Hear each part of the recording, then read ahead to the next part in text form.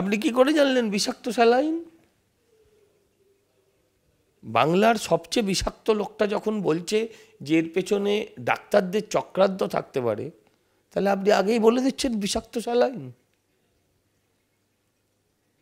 আমি ভাবি কুণাল ঘোষ যে কথাগুলো বলেছেন যে ডাক্তারদের চক্রান্ত থাকতে পারে কিনা দেখতে হবে, একটি বিশেষ ওয়ার্ডে হলো কেন, বাকিদের কিছু হলো না কেন,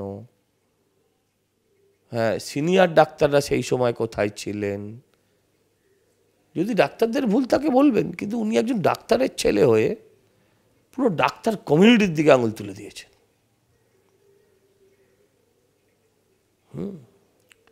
আচ্ছা, আমি একটা কথা বলছি যে স্যালাইনটা যদি বিষাক্ত না হয়ে থাকে, তাহলে স্বাস্থ্য দপ্তর দুবার সার্কুলার দিল কেন?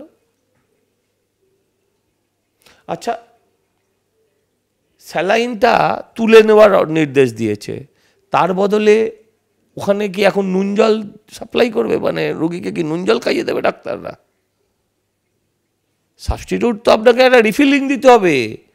আপনি কিছু স্যালাইন যেগুলো আছে সেগুলো দিলে মারা যেতেও পারে, নাও মরতে পারে।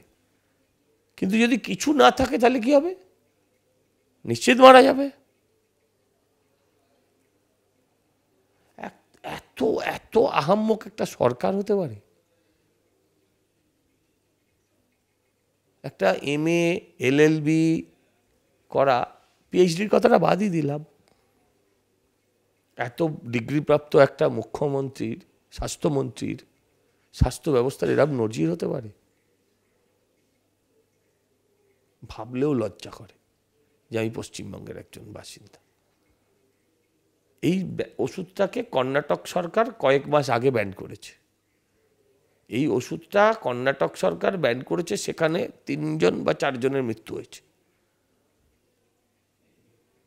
তারপরে পশ্চিমবঙ্গে ওষুধটা চলে কি করে এতদিন ধরে? এই কোম্পানির প্রোডাক্টটা এতদিন ধরে পশ্চিমবঙ্গে চলে কি করে?